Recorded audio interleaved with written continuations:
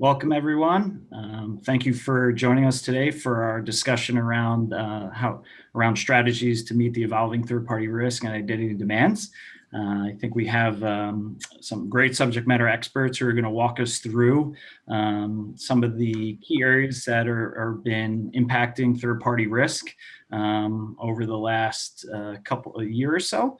I think we've assembled a great team here, and that's going to be Colin Brown, who's a director at the Level Up Consulting Group and helps lead the third-party risk management services there. We got John Arrett, for a VP of Strategy and Risk at RiskRecon. And then we also have Jennifer Kraxner, who's a Senior Solution Advisor with SecZeta, and they're going to be walking us through our presentation today. So I'll pass it off to Colin. Great. Thanks, Eric. And good afternoon, everyone, or good morning to you. Just want to echo Eric's appreciation for everyone jumping on the line with us today. I know these webinars, especially over the last year, we get hit with a lot of them. And, so certainly appreciate you all investing an hour with us to run through this topic and talk about third-party risk management. And with that in mind, in kind of the abundance of messaging around third-party risk, what we want to do today in today's discussion is really kind of take a novel look at some things within third-party risk management. I know, I attend a lot of these events, as I'm sure many of you do, and we hear a lot about, how to navigate some of the challenges, some of the fundamentals of third-party risk. And, in our first objective there, we're certainly going to do that. We're going to kind of level set with talking about some common blind spots and challenges and things that we see. But then we want to shift our attention to how do we overcome that? What do we think the modern, third-party risk management space looks like? And in order to do that, we want to discuss, what we call intelligent third-party assessment tools, and how we can apply. And that's, we have our friends from RiskRecon on. If you're not familiar with a tool like RiskRecon, they're going to kind of introduce you to what that platform can do and how you might apply it. And the third thing there is we want to start building this framework to kind of bridge the gap between third-party risk and non-employee identity management. And SecZeta will have a lot to say on this subject, but really, we want to start thinking about what happens after kind of some of the traditional third-party risk management activities of doing assessments, identifying risks, coming up with remediation plans. What takes place after that? How can we build a more complete picture of risk by thinking about identity? And then last point here, we want to kind of bring that together. We want to share kind of from the Level Up side, how we think about what a complete solution like that looks like, right? How do we kind of map out if we're approaching a client day one that wants to, regardless of where they're at in terms of their third-party risk management maturity, how do we, kind of attack that problem, and how do we lay out our thinking on that and bring all these pieces together? So with that in mind here, I don't think this will surprise anybody on the call that's a third-party risk management professional, that, TPRM continues to be an increasingly important topic for organizations to cover off on, especially with everything that's been going on in the last year. We talk about disruption, not just beyond data breaches, but just general kind of disruptions that impact third parties and therefore impact our organizations. So we don't have to spend too much time talking about why it's so important, but I think some of these statistics here that we grabbed from our friends at RiskRecon, they're really emblematic of the current state of third-party risk management. When we see that over half of professionals say that staffing levels limit their ability to manage third-party risk. I don't think that's surprising. Third-party risk, like many departments, understaffed, under-resourced, having to do more with less. But if we think about that in the context of these next two, it really starts building a kind of a more urgent picture for third-party risk management. 14% of professionals are saying that, they're confident that their vendors actually meet their, security posture requirements. And then more than 80% are saying that, they rarely require vendors to remediate findings. So when I hear those last two, I think about kind of what does that say about third-party risk management we need to move it beyond just kind of a checkbox activity where we're doing an assessment and it ends there, versus how do we kind of how do we put a bow on the process at the end and kind of tie up those loose ends and make sure that vendors are, after the assessment's done, we're monitoring them, right? We're making sure that these gaps get remediated. So these represent some themes that we're going to keep coming back to when we talk about, common challenges, troubleshooting those, what identity means for all of this. If we kind of keep these in mind as statistics that represent the underlying problem with third-party risk today, I think it'll be helpful for the context of the discussion here. So all of that is fairly, high level. So let's think about, what do we see from the Level Up perspective? And I know our partner organizations see this as well, as common or foundational challenges within third-party risk management, right? And we highlighted a couple here. Some of these seem like kind of basics, but I think they're much more complex than they might seem at first glance here. The first one, having a defined TPRM lifecycle. So we've seen organizations that even though they're doing assessments, they're identifying gaps, they're working with vendors to remediate those gaps, oftentimes they may not have what I call a kind of defined lifecycle or a standard front door for onboarding vendors, making sure that every vendor goes through this process, making sure that reassessments trigger at the proper time if you need to do reassessments, making sure vendors are offboarded and what needs to be done around that offboarding process. The second thing, and this is a key one that I hear more and more about lately, is vendor tiering, especially if you're just beginning a third-party risk management effort, or you're going back and you're looking at some of your legacy vendors. The ability to put them into tiers is critical, I think, because there's a lot that you can do with that. You can scope what kind of downstream due diligence you might be doing after you've bucketed them into different tiers. You might treat a high differently than your lows and low moderates. And also your reassessment periods, right? You might not want to reassess a high tier vendor, or however you're tiering those, the same as you would, again, a low or low moderate, right? So there's a lot you can do with vendor tiering, and there's a lot of value to be had by separating those and bucketing those differently, and not treating every vendor as the same, right? Questionnaire risk insights, right? Or questionnaire-based risk insights. We're going to talk a lot more about this in the context of risk recon, but as many of you are familiar with, the lifeblood has always been questionnaires and having vendors respond to questionnaires. That, of course, relies on good responses from the vendors that not only do they have a control in place, but it's operating effectively, right? And that's just a challenge because we're relying on what the vendor's telling us. And these last 2 points here, they go hand in hand, in my opinion, is stakeholder engagement and aligning to a more diverse set of risk management objectives. It's important that we're using tools and techniques to engage with our business process owners, the people that own the vendor relationships, the contacts at the vendors themselves, whether that's a workflow management platform or whatever that may be. Removing friction from the process is critical, but also engaging with them to understand what are their risk management objectives, right? Third-party risk, often focused heavily on cybersecurity, and that makes sense. However, are there other departments that have some KRIs that they want to measure about a vendor's riskiness, if you will, that we can incorporate into our risk assessment process? That should be the goal, right? As a shared service model where third-party risk is seen as a partner, not just to information security, but to stakeholders across the business. So I think that's, I think a lot of these will be familiar to you. They're things that a lot of organizations had to either put a lot of effort into solve or are still trying to solve for those. But if we can narrow in a bit, so how are we going to tackle these with a kind of modern, third-party risk management approach, or what we're calling, a modern approach?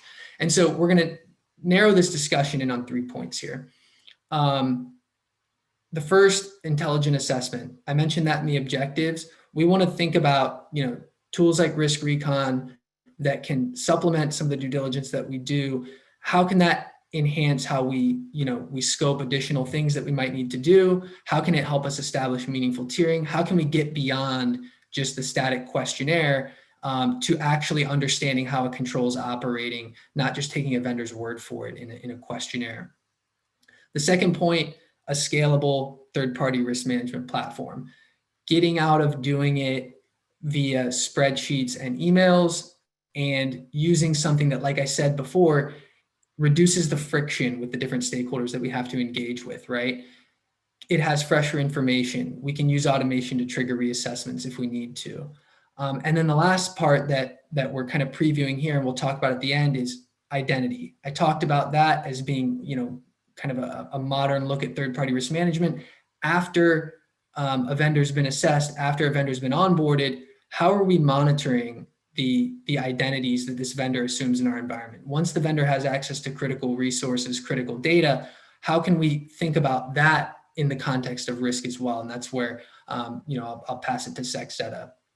So to really focus on this first part, the intelligent assessment portion, I'm gonna pass it over to John from Risk Recon to introduce that tool and how it can be used.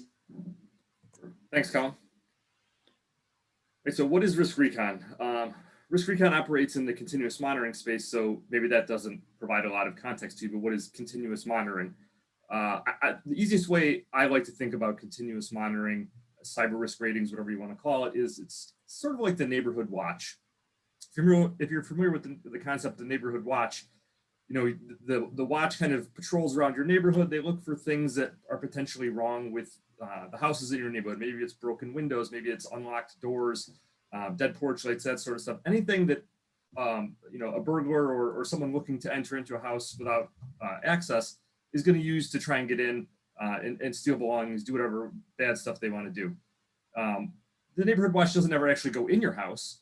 They just kind of patrol the neighborhood looking for things like that. And Risk Recon operates an awful lot like that, except we're not patrolling your neighborhood, we're patrolling your vendor's neighborhood from a cyber standpoint, or maybe it's your own organization. We're not going inside your network, we're kind of operating on the outside looking in. It's all completely passive. We're evaluating externally facing security domains of the organization, looking for things like software patching that may have issues, web security, external network services that maybe aren't supposed to be running. Basically anything that a bad actor could use against your organization or one of your vendors to say, I can abuse these to try and get in and get the access to that system. Because at the end of the day, we're, as organizations, we spend a lot of money securing our own data in our own confines. Then we take that same information and we give it to our vendors. And oftentimes we don't have that same level of insight or, frankly, the feel-good nature about how they're protecting our data. So that's where Risk Recon operates. We're attempting to go from the outside looking in, and people will complain and say, hey, one of the biggest knocks against this industry in general is it's outside looking in only. But I think an effective answer to that, which is very similar to if you take the context of the neighborhood watch, I don't know too many houses in my neighborhood or any around that where the outside of the house looks pristine and the inside is horrible, or the outside looks like trash, but the inside is great. You don't see a whole lot of companies where their external world-facing view is just this horrible company, with no security, but inside everything is great, nothing to worry about. You can make that inference that if the outside looks bad, the inside is probably as bad or worse. So that's how we counter that argument. Colin, if you want to go to the next slide, kind of talk about how we do that. So I mentioned cyber risk ratings, very similar to a score. I hate to boil it down to like a FICO score, but in a way it's sort of like that for your cyber health or your organization's cyber health. So Risk Recon takes 36 different criteria against 9 different security domains, and we boil that down into a score. Now to start, we don't need any permission from your vendor to go do this. It's completely passive, external. All we really need is their domain, and we can take the name and the domain and we can go from there. So from there, we start to look at asset discovery. We're looking at automated discovery of internet-facing systems. We're doing a detailed IT profiling. Once that's done, we go into more of a security profile, and we're applying thousands of signatures to accurately assess things like software patching. Colin mentioned, we sort of rely on these questionnaires to say, this is how I'm doing something. The vendor says, hey, I'm doing software patching. Here's my policy, and here's a screenshot. we can actually look and tell you, they may have said yes on your questionnaire, but what are they really doing? Are they really patching those systems?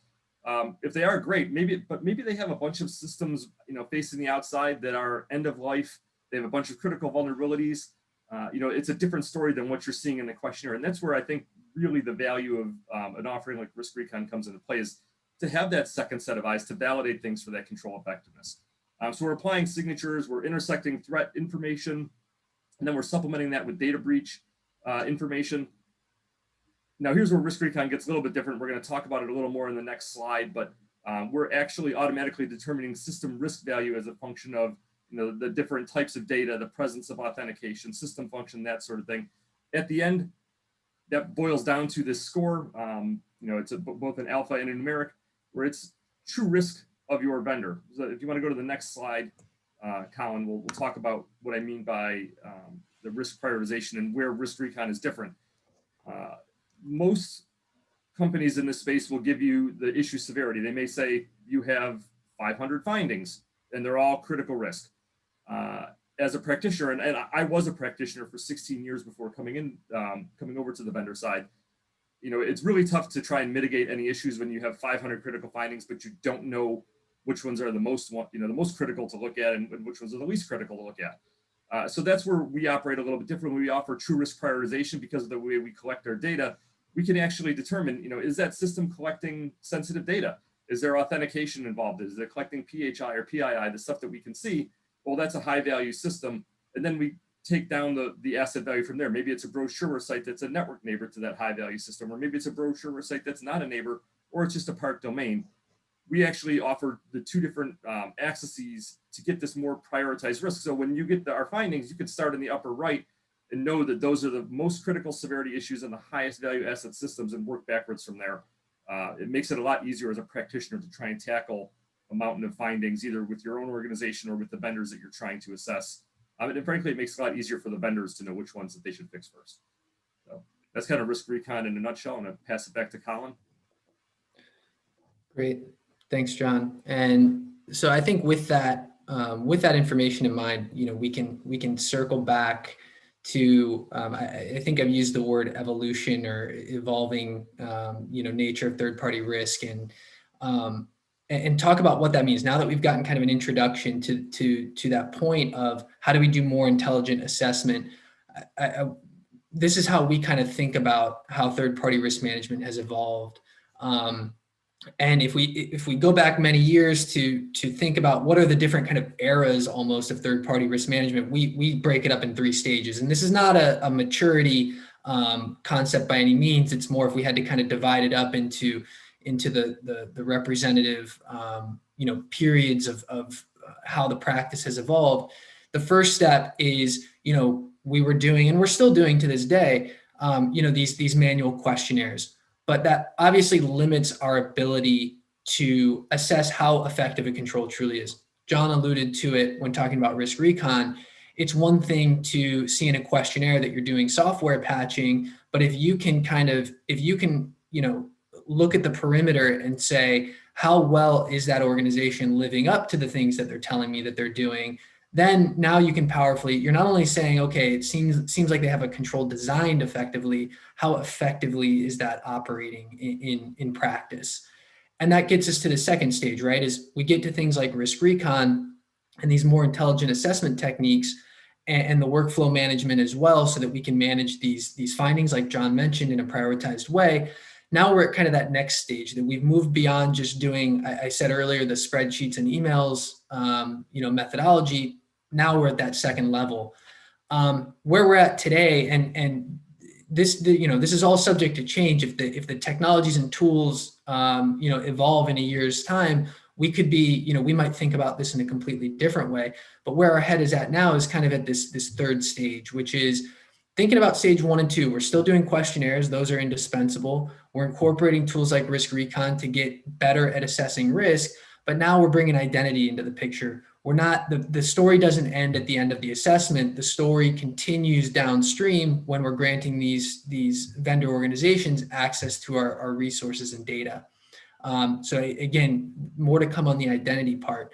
And then the part down below here, as we're moving throughout this kind of this evolution or from stage to stage, we're thinking about, how can we incorporate, this gets back to the broader risk management objectives. How can we make sure that, yes, we're covering our bases on cyber, but we're thinking about financial, specific compliance needs for if you work in a, heavily regulated industry, if you're in, financial services, energy, these will be very familiar to you. They will seem, indispensable to your TPRM program. But I think even organizations that don't operate in those in those environments today are starting to think more about corporate social responsibility, having an ethical supply chain.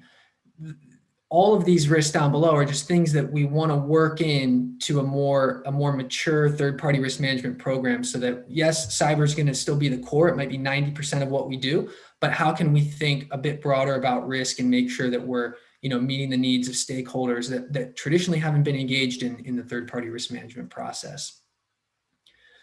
So this seems like a lot. I think if you're charged with going from kind of 0 to 1 on a third-party risk management program, that encompasses and incorporates a lot of different pieces, right?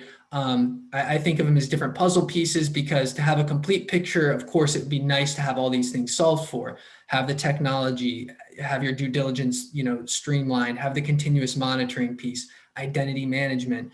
Ultimately, over time, what we're trying to do is incorporate that into an integrated methodology that incorporates risk, meaning what do I need to measure and how am I going to measure it?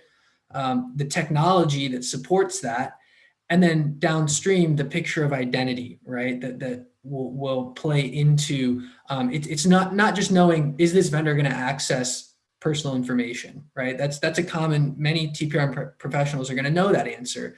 But it's going a step beyond that. It's knowing how risky are the different roles that they're given access to.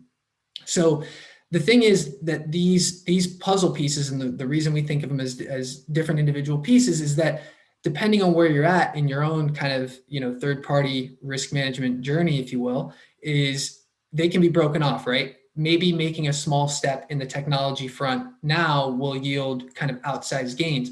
Maybe your goal isn't within 12 months to get to a fully optimized program. You have every vendor in a tier, you're managing all the identities in a centralized location, but you can start breaking these different pieces off, and over time build up a more complete picture of your third-party risk, what your third-party risk management methodology is.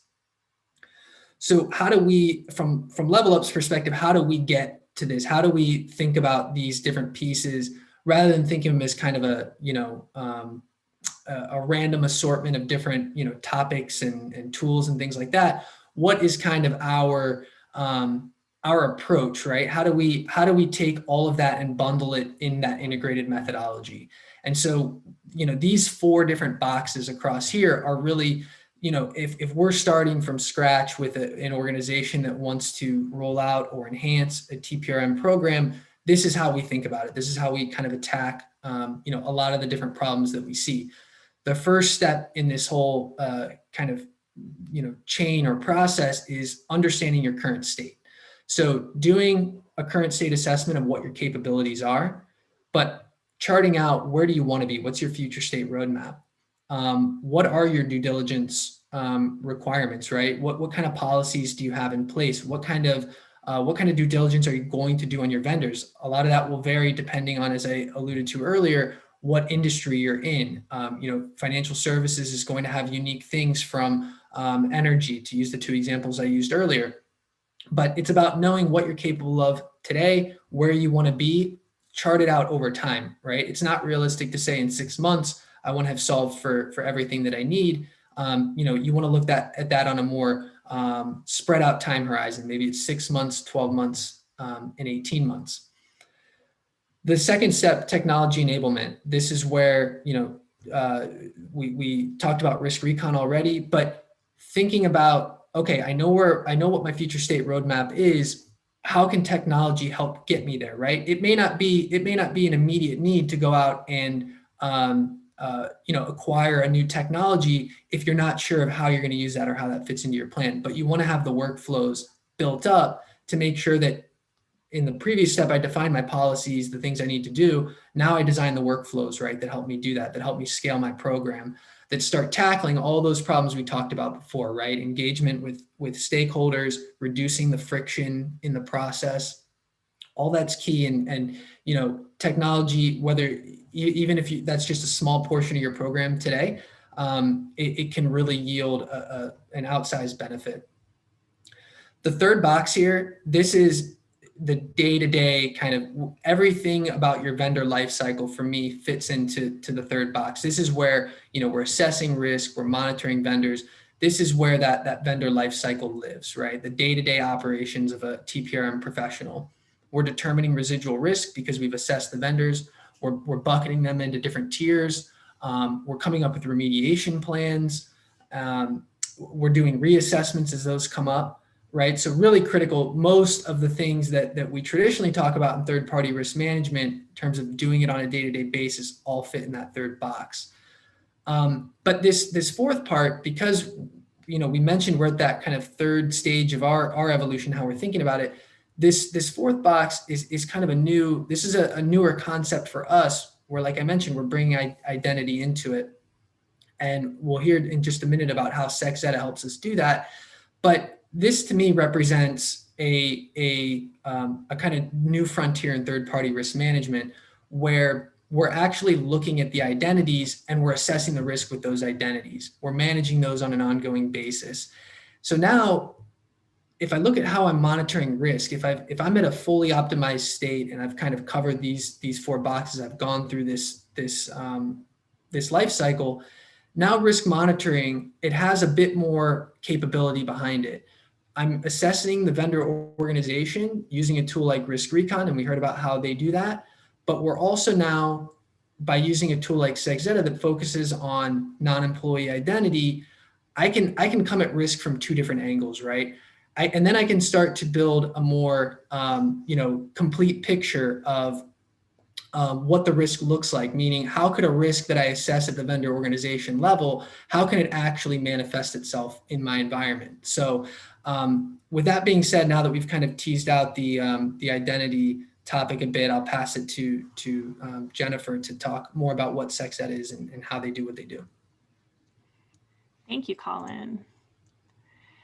So, just kind of as a quick introduction here, I want to talk a little bit about identity in general, because it sounds like this is quite possibly an unfamiliar, topic for many of you listening today. So today we've actually, though, focused mostly on this world of risk, right? We've talked about third-party risk assessments, compliance, this intelligent kind of passive scoring, like what John described with RiskRecon, security questionnaires, all of the things that I imagine many of you are very familiar with when it comes to third-party risk management. And when it comes to third-party risk, organizations are spending millions of dollars on third-party risk programs. It's, a very important topic and very relevant, particularly these days, with kind of a lot of the work kind of being completed by external organizations. I think I read somewhere the cost, even just across the healthcare industry, is almost $24 billion to really appropriately tackle third-party risk management.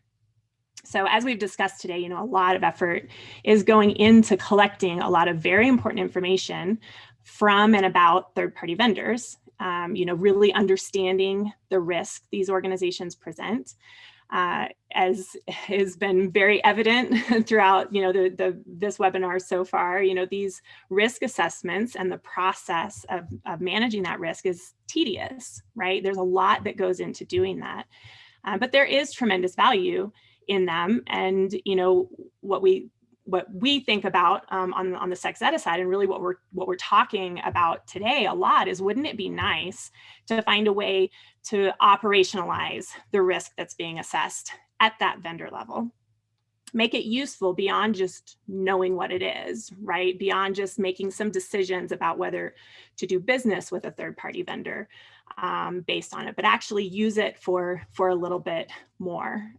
So hold that thought and we'll get there. But before we start kind of talking about how to do that, I want to talk about this world that's in kind of a galaxy far, far away from risk, or, you know, has historically been fairly distant, and that's the world of identity.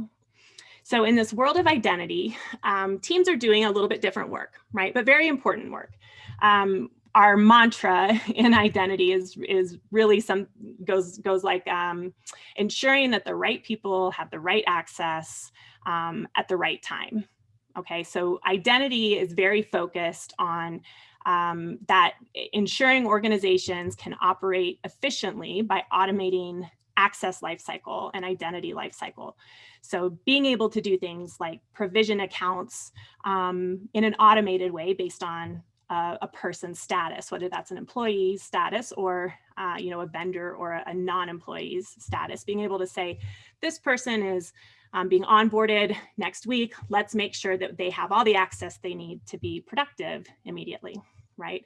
And not only, you know, provisioning that access and making it an efficient process, but also updating access commensurate with any changes to that worker's status. So if somebody's job function changes, we want to make sure that their access is updated accordingly. And even more importantly, if that person leaves, so if an employee is terminated or if a non-employer third party, if their engagement ends, we want to make sure that we appropriately remove their access in a very timely way. And we want it to be you know, as automated as possible, not only for kind of those compliance benefits to make sure that it happens, but also so we're not relying on people and manual processes to get that job done.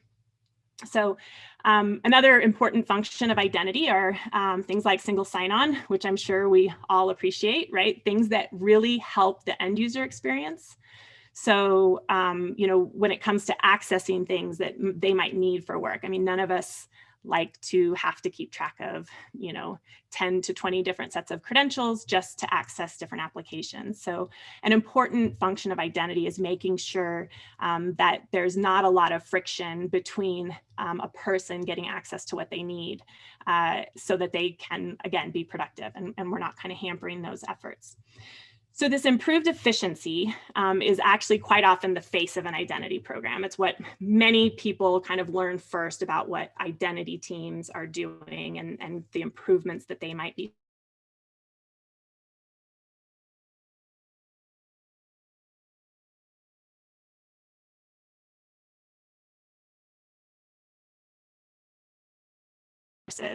and really governing the access that the people have to data, systems, and all of those resources. So identity strives really to kind of decrease the threat landscape by tightly but appropriately controlling the access to sensitive resources. And, you know, hence in that way, we're able to do things like prevent breaches and all of the consequences of them. So everyday identity teams and technologies are addressing and mitigating risk while also working to enable people to do their job. So risk is not a foreign concept in identity. It's just a different type of concept, I think, than what we're talking about on the third-party risk management side. So this slide, I think, really kind of exposes that gap. And hopefully, you know, you can kind of understand what that gap is between risk and identity at this point in time. All of that, you know, crucial data about third parties and about third-party risk often remains kind of relegated over to that risk world. And it never quite spans the gap over to identity.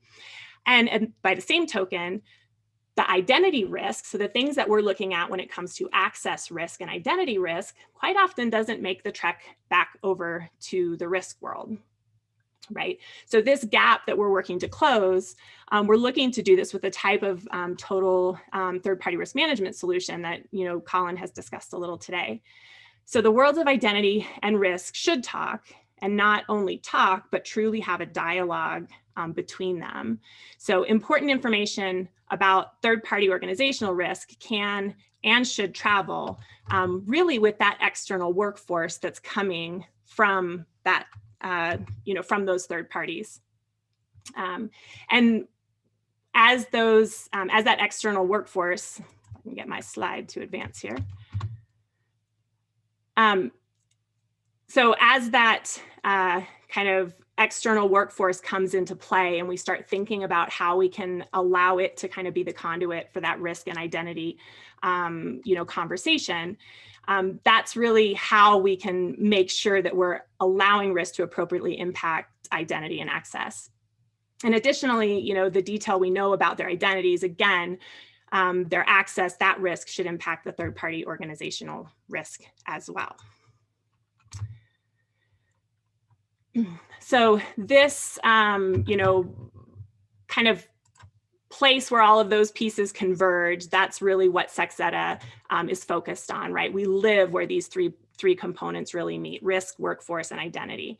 And the goal of connecting risk and identity is achievable really with this total TPRM solution, like the one I'll talk through now, that involves LevelUp and RiskRecon. So that being said, the first thing, we've heard a lot today about how RiskRecon approaches their risk assessments and scoring and grading for third-party organizations. And we've heard a lot about how LevelUp is approaching third-party risk and kind of continuous monitoring. Well, let's talk a little bit about SecZetta's approach to identity risk, third-party identity risk. To do that, I really want to kind of throw an example out there. So let's imagine that there's a team of contractors coming from a third party to do work at your organization. All right. Traditionally, what we would look at is, we have this third party organization that we are going to do a risk assessment on, and we're going to understand the risk that the third party vendor is bringing to the situation. Now, what SecZetta does is we take that risk at the vendor organization level, we're able to inherit that to each of the people, each contractor that's part of this team, all right? But once we do that, we're also going to add additional information about the people themselves, right? We're going to ask questions like during their onboarding, we're going to facilitate an onboarding process, and we're going to ask questions like, where is this person going to be purely remote? Will they be working onshore or offshore? Are they going to have corporate issued equipment? Right? Have we done security clearance checks on them or background checks? We can do things like identity proof. So if somebody's going to be working fully remote as a non-employee or as a third party, it would be nice to verify they are who they say they are through an identity proofing mechanism to just before we actually grant them access to anything. So we can facilitate those sorts of processes, as well as connecting to other systems. So maybe we need to understand if they've completed their security awareness training. We can connect to a learning management system and get that kind of detail in. And what's important is that at that point, we can actually place these people in different risk thresholds based on that data. So we're not just relying on that third-party vendor score that's inherited, but we're building on it and we're adding to it. Once we do this, we can then treat them appropriately for the amount of risk they're presenting to an organization. So if the person themselves is low risk, perhaps we can allow them more access to other systems, or maybe we can, not require quite as often revalidation about those people and the access that they have. But if they're critical risk, we can do things like, require that they multi-factor into systems when they're accessing them, particularly if they're accessing in a remote way. So it's really a way to make well-informed risk-based decisions in downstream identity systems to treat them appropriate for the amount of risk that they present to the organization. Now, the other thing that's very important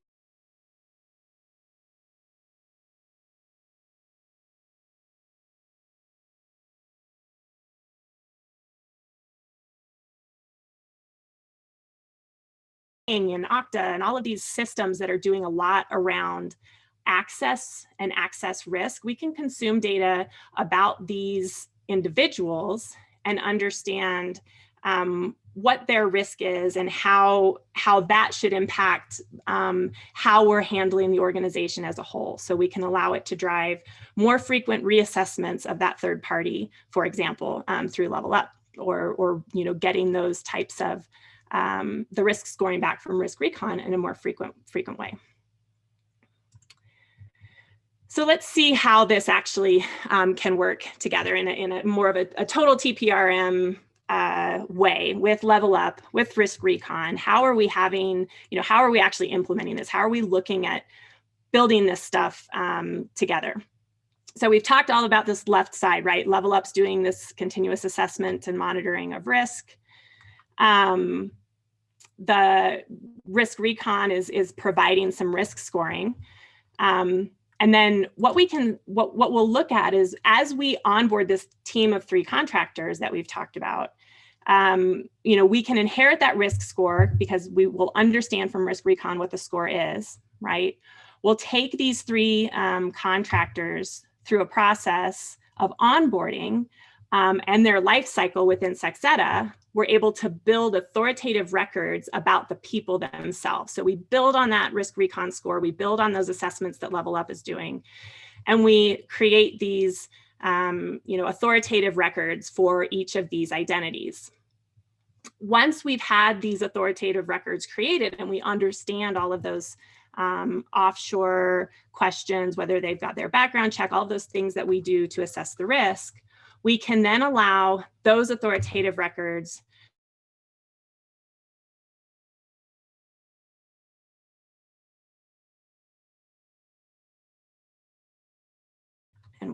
sounds like maybe I've frozen up just a little bit here. But there's, so the identity solutions that are downstream then utilize our, if I can go back there, our authoritative records to provision access that's appropriate for their risk scores. So for example, allowing all of that, kind of free access into systems if they're low risk. And this identity solution side, that's the things like your IGA, Identity Governance and Administration solutions like SailPoint, Ping, some of these solutions that are more in charge of governing the access that these people have, as opposed to the, the identity lifecycle, which is what it's handled kind of over on that Sexetta side. And the really important thing that I want to point out before kind of passing it back off to Colin here is that this is a continuous process within Sexetta as well, right? We've looked at an onboarding process here, but in reality, we are continuously maintaining the data about these non-employee identities throughout their engagement at an organization so that we can best understand the risk they're presenting. We can also then feed some of that information into some of the risk assessments at the organization, at the vendor level. So, Level Up can now understand what's the risk of all the people that are engaged from this organization. Let's continuously look at how those identities are presenting risk based on the access they have, based on how they're engaged with the organization, based on their job function, and really help get a bigger picture, a better picture of those third-party organizations and the risk that they, the risk that as an organization they're presenting as well. And then one other piece I'll point out, Sexetta is very much a relationship and workflow engine. And while we're tracking, we've talked a lot today about these non-employees workflows and relationships, we actually can also handle these types of workflows for vendor organizations as well. So we're able to do things like drive that third-party risk management lifecycle. For example, understanding when those vendors must be reassessed and enforcing a schedule for those types of reassessments that Level Up can be completing on those vendors. So we can say this one's high based on the identity, this vendor's risk is high based on the identities that are from that vendor. Let's trigger a reassessment and make sure we're following up on a very frequent basis how, with reassessing, requiring additional kind of questionnaires to be answered, requiring additional data being gathered about that third-party risk in general. So I'll stop there and kind of hand off there back to Colin. Yeah, go for it. No, Appreciate that, Jen. And I think it was really helpful to kind of walk through this in the context of an example as well, because we've teased out that concept of identity and what that means and how do we think about in terms of risk. But when you can actually see it in motion in terms of thinking about different individuals within the same vendor organization, how we can kind of fit those different ones into a matrix, similar to the kind of the risk recon, risk structure as well. If you're familiar with kind of a prioritization, the X and Y axis, like John was talking about, it's very helpful to be able to fit not just individual findings in there, but also on the identity side to see how, different roles, how individual A might be considered higher risk in our environment than individual B. So just to kind of to wrap it up, because I think we've done a deep dive here in the last 10 or 15 minutes on kind of this concept of identity. But getting back to the core of what we were discussing today, and I think this is kind of in almost in order of complexity, right? Is first at a foundational level, needing to understand business requirements and expectations that are going to drive your third-party risk management requirements. I talked about assessing the right risk domains, calibrating kind of your risk tolerance with whatever your risk culture is at your organization, but also even, Jen talked about this during kind of that demonstration, that example of identity and your goals to become a more efficient organization as well, drive some of this too, right? And drive, how you might want to use a dedicated solution to manage these non-employees' identities. So non-employee identities, rather. The second thing is, where feasible, going beyond just having a questionnaire that you're using to assess controls pays dividends. Like John mentioned on the risk recon side, you might be using both of these in parallel. I think that's the most common use case, having a questionnaire supplemented by something like a risk recon. But even though there's some overlap between what they're assessing, in my mind, they're operating at different levels, right? One is operating at the vendor, the design level, vendors just telling me I have these controls in place. The other is actually, patrolling the perimeter, like John said, and looking in the windows to make sure that, what they're telling me is actually truthful. And then, the last piece is, I think if there's a message to kind of take away from the identity piece is that's a complex world, especially if you're a risk practitioner, like Jen was alluding to. This idea of identity might not be something that has been on your radar, something that you even think about from a third-party risk management perspective. But I think our goal, I know from the Level Up side, is to enhance our thinking about third-party risk management and what real vendor risk looks like by looking downstream, right? Looking at the things that Jennifer laid out as far as how Sexetta can operate, even if you have existing identity tools, and that might be a question that we come back to here when we open it up, is, even if you have existing IGA tools and things like that, you oftentimes organizations are managing non-employees the same way that they're managing employees, and is that really appropriate or not, right? So it's to think beyond just when we do an assessment and we reassess a vendor, we do offboarding. There is a component of vendor risk that happens downstream, and that's why we started incorporating this concept of vendor risk. So with that, I think we will. We'll open it up for some Q&A. If you've asked any questions in the Q&A box, we'll have Eric here kind of let us know if something's come in, if it's something that we can answer kind of in the group forum. Of course, you have our information here, our contact info that you can get through the webinar sign up page as well. So we're happy to connect. If there's a question that you don't want to answer here, it's maybe something in a bit more detail, we can certainly connect with you individually offline. Great, Colin. Yeah, appreciate all of you. Some very good content there. I think some interesting concepts as well. Did have a few questions that come through. I will start with the first one. This one's probably geared a little bit more towards Colin and Jennifer, and it seems like this question did come in prior to Jennifer getting into more detail about the identity piece of the total TPRM solution here. And it was asking around, would you tie the role risk score back to the vendor record to adjust the residual risk score? And I believe what this is alluding to is how that linkage between maybe a higher risk, a moderate risk vendor through your traditional due diligence and kind of threat intelligence kind of analysis you do on that vendor versus the identity scores and how they could possibly link together there. Yeah, I'll take a first crack at this, and then Jen, see if you want to from the SecSeta side. I think in an ideal world, in a solution that's really optimized, my answer would be yes. We would need to find a way to do that, I think. But that should be the goal, is to, like Jen said, I think it was one of the final things she was saying, is passing some of that intelligence back upstream, right, to the vendor organization level. That should be the goal.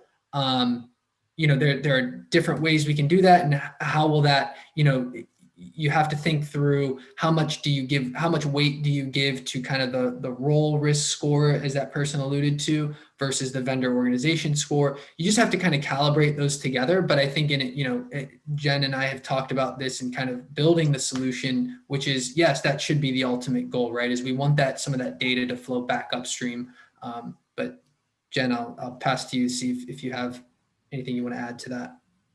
Yeah, absolutely. I think that it's very important to understand, really to have a total picture of that third party risk. You really need to understand the identity risk for the people from that third party. But I think also, just as importantly, we want to understand kind of a consolidated view of that identity risk in order to drive more of the third-party risk life cycle, if that makes sense. So understanding, if you have an organization that comes in and everybody that is from that organization has very low risk access and all of the identities are very low risk, maybe you can do an annual reassessment for that third-party organization. But if you have somebody that's around that their identities are presenting a greater risk to your organization, I think it might be, smart to take that into consideration to understand, I need to reassess this vendor on a more frequent basis, and I need to push them harder for their remediation activities, the things that you're asking them to do to improve that risk score. So I think that's where it also comes into play a lot as well. Oh, great. I think that gives some good insight there as well. The next question we have, probably a little bit more towards John and Colin on the continuous monitoring side. The question was around, can you provide some additional visibility on how organizations might be leveraging a solution like RiskRecon to help with more regular monitoring, rather than, hey, we're going to ask them to self-attest that nothing's changed in the questionnaire 4 times a year and do a full kind of redo of that questionnaire on a 12-month basis. Could maybe you both talk a little bit about some different ways that RiskRecon could be used from a continuous monitoring standpoint? Sure. Kyle, you want to start? I'm going to go. Go ahead. I know you have a lot of use cases kind of in the continuous model. So yeah, go for it. So we see it from a multitude of different areas. Obviously, if you're doing an attestation or a questionnaire, which is really an attestation for the most part, even on a yearly basis, there's a lot of time gap going on. It's a point in time. Sometimes that questionnaire is outdated the day after it's been sent to you. Sometimes while they're still sending it, it's just the way things happen. One of the major use cases for a tool like RiskRecon is that we're giving you eyes on that vendor every day, looking for things that are going bump in the night. It's really tough as a practitioner when your CISO comes to you and says, what does my vendor risk look like today? And you're saying, well, 6 months ago when we did the questionnaire, this is what it looked like. We don't think it's changed. Or what happens when the newest celebrity vulnerability pops up? That's where we start to shine. We can give you intelligence into what's going on with your vendors, what software they may be running externally that was, maybe yesterday the software was perfectly fine and today it's on the naughty list. And you need to be able to quickly triage those vendors and find out where you want to tackle, because you, as a practitioner, we know are already short-staffed and overworked, and the vendor list keeps growing and growing, and your staff doesn't grow commensurate with that. So if you have to go reach out to every vendor you do business with to ask them, hey, are you running this piece of software that's now, considered flawed? It takes a lot of time. So, we can help prioritize those things. If you can believe it, I forecast hurricanes with it as a practitioner. I exported data out of RiskRecon to build an interactive map to show where all my vendors were, and I forecasted hurricanes and COVID. So there's a lot of stuff you can do with the data that we have to get creative and do that stuff. But there's, the validation of the questionnaire, increasing focus on problematic vendors, decreasing focus on vendors that, year over year are always good, and you just feel like you're just doing the same thing over and over again. We've seen a lot of customers combine our data with the questionnaire data to say, hey, these guys have been good and their score is still good. We're not going to do them every year. We'll do it every 2 years. Or these guys are supposed to be every 2 years, or there's a lot of problems with them. They're always problematic and their RiskRecon score is horrible. So let's increase that focus and let's go talk to them now. Yeah, maybe just a quick follow-up to Colin on that. Maybe talk a little bit about what you've seen where, I know we're talking about different pieces of what this kind of more mature, this evolution on the third-party risk, kind of looks like for an organization that wants to have greater visibility of these risks across the organization. Maybe talk a little bit about how some of these pieces, maybe for that example that John just provided, how that's really incorporated into kind of the overall solution and not thinking about it as pieces, but maybe as kind of a package type of solution. Yeah, definitely. I think the first thing I would add to that too is your determination on who you want to continuously monitor. Could come down to inherent risk level, right? Is you might not want to do that with every vendor, right? But you want to choose the right subset of vendors, obviously for as many as you can, as John said, because that unlocks your ability to report on those at a point in time and not be caught flat-footed with, well, I only know what my risk was 6 months ago. I think downstream, the continuous monitoring unlocks a lot of capabilities in terms of some of the things that Jen even mentioned earlier, which is, triggering reassessments. If I have vendors that are accessing these particular, systems and resources, if I'm continuously monitoring those, I can now, if there's a change that happens in the risk score, like John mentioned, you might trigger a reassessment based on that, but what can you do on the identity side as well? Can you take actions on, do I need to, it may not be just, wholesale cutting of access, but do I need to review what they're accessing, right? What types of systems and resources, and reevaluate how I've, provisioned data to them. So that's one thing that comes to mind that's really kind of powerful if you're doing that with continuous monitoring. Oh, great. Thanks, Colin. And I think we're just about out of time. So I just want to thank Jennifer, John, and Colin for their time and insights into this ever-evolving topic and always a challenge for organizations. And as Colin mentioned, we're here to address any questions. Any of us and the panelists are happy to address those afterwards. But I want to wish everyone a great rest of the day and look forward to another discussion in the near future. Have a good day, everyone.